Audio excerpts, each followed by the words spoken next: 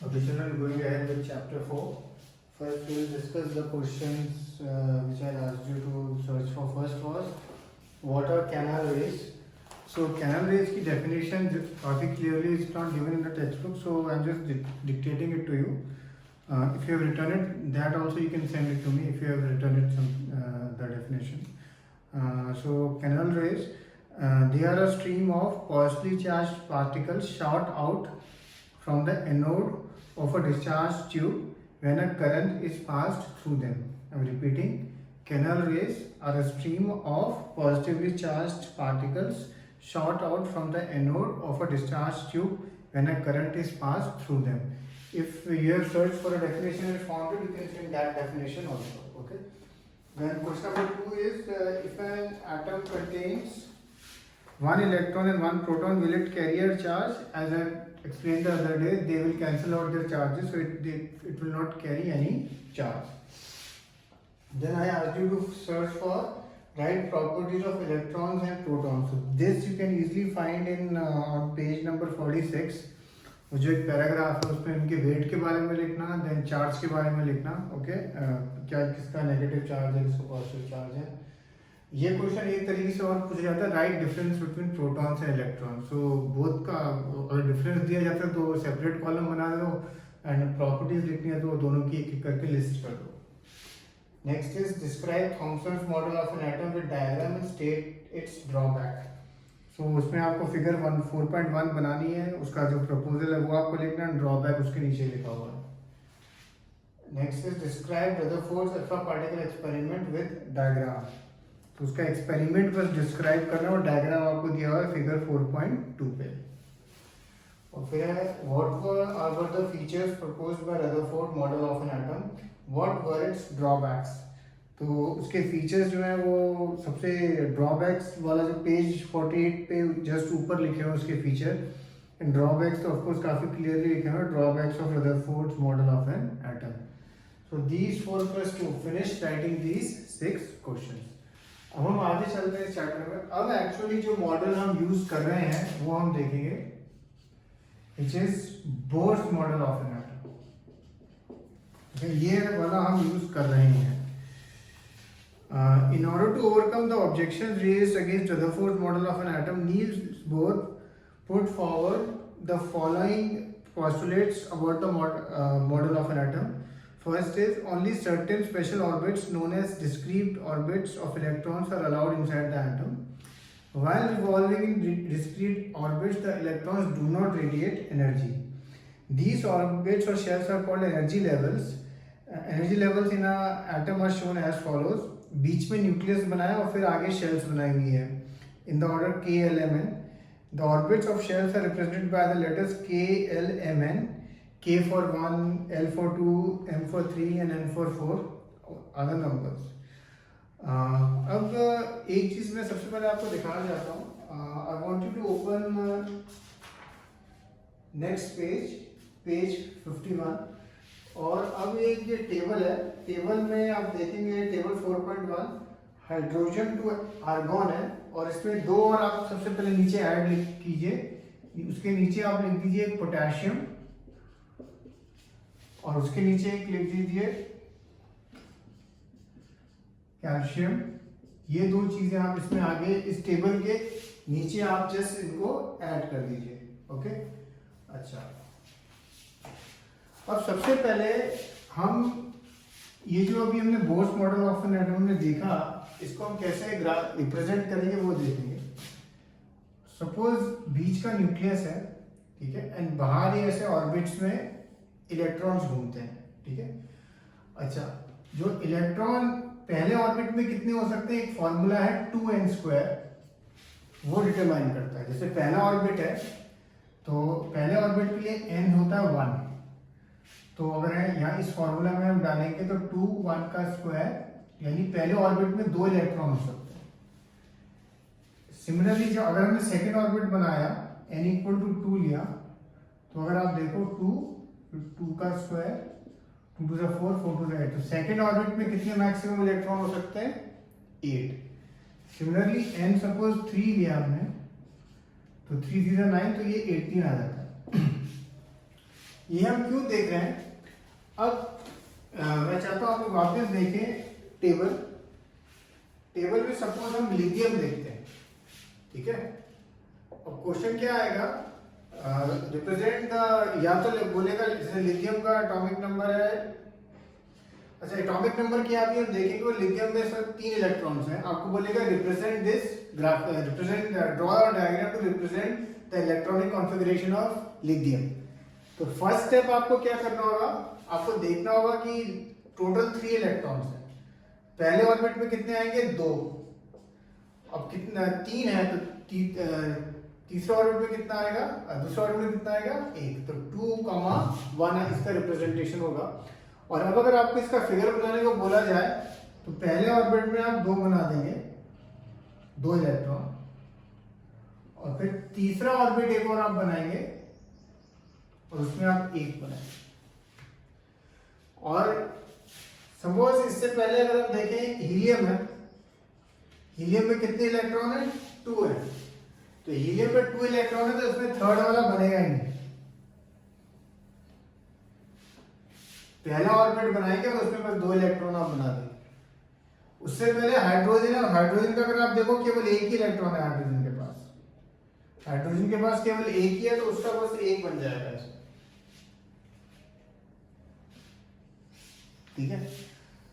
Suppose fluorine है, fluorine का आप देखते हो 9 है, ठीक है। अब फ्लोरीन का 9 है,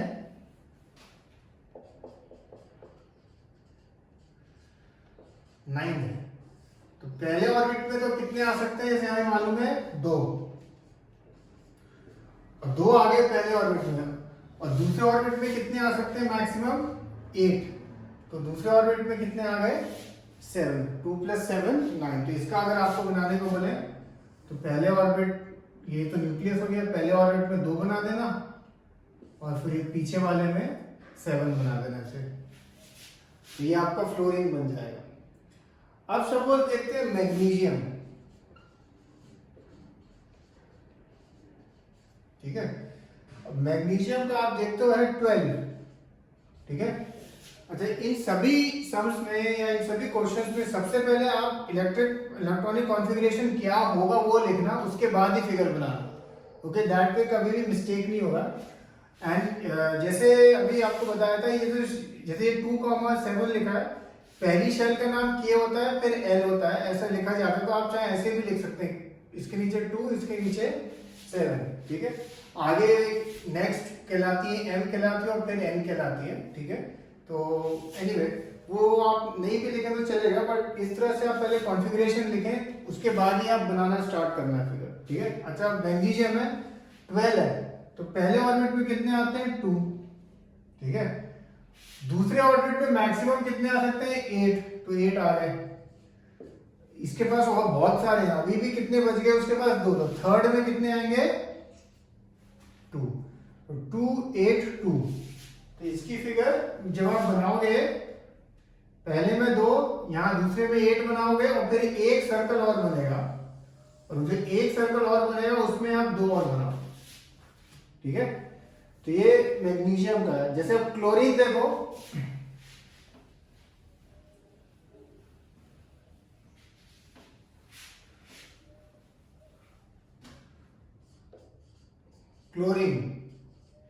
क्लोरीन का कितना है 17 है, तो पहले में 2 आएंगे फिर 8 आएंगे और फिर 7 आएंगे, पहले में 2, दूसरे में मैक्सिमम 8 और फिर 7 में तो 7।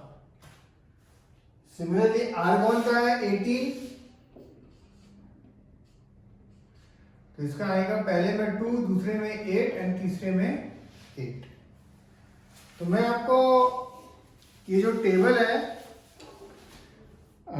हाइड्रोजन, ये टेबल 4.1 बनाने को बोलूंगा, हाइड्रोजन टू आर्गन के बनाने हैं आपको, हाइड्रोजन टू आर्गन के, उनके सिंबल उसके आगे लिखे हुए हैं, एंड उसके आगे आप देखोगे एटॉमिक नंबर लिखा हुआ है, वो बेसिकली नंबर ऑफ इलेक्ट्रॉन्स होता है, तो वो आपको फिर फिगर रिप्रेजेंट करनी है। और ये फिगर आप वैसे आप देखना चाहें तो फिगर 4.4 में ये रिप्रेजेंटेड भी है पेज 50 पे, ठीक है। टिपिकली ये क्वेश्चन 2 से 3 मार्क का आता है, it's a very simple question. Exam में कई बार ये एटॉमिक नंबर या नंबर ऑफ इलेक्ट्रॉन्स क्वेश्चन में गिवन नहीं होता है, आपको बस क्या दिया होगा, draw the right the electronic, जैसे कार्बन लिखा है, कार्बन का कितना है 6 है, तो लिखा होगा right the electronic configuration of carbon and represent it's figure. तो कार्बन का आप जैसे 6 है वो आपको ध्यान रखना है, तो फिर आप पहले लिखेंगे 2,4 और फिर उसका आप फिगर बना देंगे, बीच में एक न्यूक्लियस और फिर एक पहले राउंड में 2 और दूसरे राउंड में 4।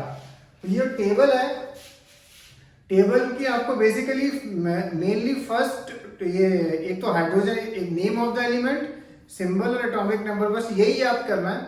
बाकी का आप देखोगे अभी जैसे जैसे हम करेंगे आप ऑटोमेटिकली खुद ही लिख पाओगे, उसके लिए आपको याद करने की जरूरत नहीं है, आप ऑटोमेटिकली उसको आप लिख पाओगे। तो अभी मैं सबसे पहले आपको एक यही चीज भेजूंगा करने के लिए कि ये डायग्राम, अच्छा ये डायग्राम जब आप बनाएंगे पेंसिल या पेन किसी से भी बना सकते हैं, और ये सर्कल को ठीक से काउंट करना, ठीक है, सर्कल ठीक से काउंट करना। अच्छा अब इससे पहले दो चीजें और हैं, एक पेज 49 पे 4 क्वेश्चंस हैं, लिखा है पहला, on the basis of Thomson's model of an atom explain how the atom is neutral as a whole, एक ये क्वेश्चन। फिर सेकंड क्वेश्चन है on the basis of Rutherford's model of an atom which subatomic particle is present in the nucleus of an atom. Third है draw a sketch of Bohr's model of an atom with 3 shells. And fourth है what do you think would be the observation if the alpha particle scattering experiment is carried out using a foil of metal other than gold. तो पहले 3 question का answer आप लोग ढूंढना, और fourth का answer तो बस आप ये लिखेंगे कि भाई it will give unexpected result, because हमें मालूम नहीं हो जो हम शीट यूज करेंगे उसकी क्या प्रॉपर्टीज हैं। सो फोर्थ का आंसर तो होगा it will give unexpected results. इसके ये 3 क्वेश्चन के अलावा 2-3 क्वेश्चंस मैं और भेजूंगा जहाँ ये जो which is related to page 49 and page 50 of your textbook. अब एक चीज हम और देखते हैं, neutrons. In 1932 J. Chadwick discovered another subatomic particle which had no charge and a mass equal to that of a proton. It was eventually named as neutron. Neutrons are present in the nucleus of all atoms except hydrogen. In general, a neutron is represented by small n. The mass of an atom is therefore given by the sum of masses of protons and neutrons present in the nucleus.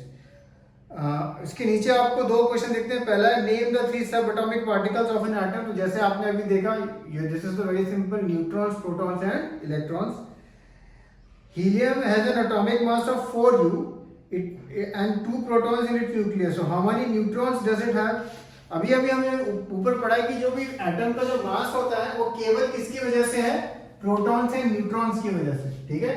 जब भी atom के मास की हम बात करेंगे, हम वो मास किसकी वजह से होता है, न्यूट्रॉन्स की वजह से होता है प्लस प्रोटॉन्स की वजह से, ठीक है। इलेक्ट्रॉन्स का हम मानते हैं मास है ही नहीं, निग्लिजिबल है। तो यहाँ बोलता है वो कि एक हीलियम एटम है जिसका मास है 4u and it has 2 protons. So how many neutrons does it have? अगर 2 प्रोटॉन्स है तो उसका हम मानते हैं 2u है, तो अगर पूछा जाए how many neutrons it has, तो वो भी कितना आएगा, 2u उनका मास। तो how many neutrons it has 2 neutrons. इसके नीचे फिर लिखा हुआ है how are electrons distributed in different shells. ये मैं आपको ऑलरेडी एक्सप्लेन कर चुका हूँ, ये वाली चीज मैं आपको ऑलरेडी एक्सप्लेन कर चुका हूँ। सो ये आपको उसके बारे में आपको लिखना होगा, तो वो क्वेश्चन मैं आपको भेज दूंगा।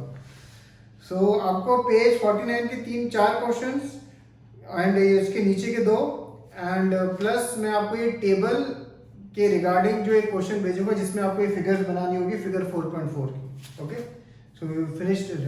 चीयर्स।